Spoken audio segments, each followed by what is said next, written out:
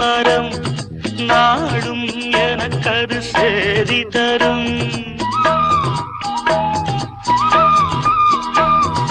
வானம் எனக்கொரு போதி மரம் நாளும் எனக்கது சேதி தரும். ஒரு நாள் உலகம் நீதி பெறும், திருநாள் நிகழும் தேதி வரும். கேள்விகளால் வேள்விகளை நான் செய்வேன், இது ஒரு பொன்மாலை பொழுது. ஆஹே ஓ லலலா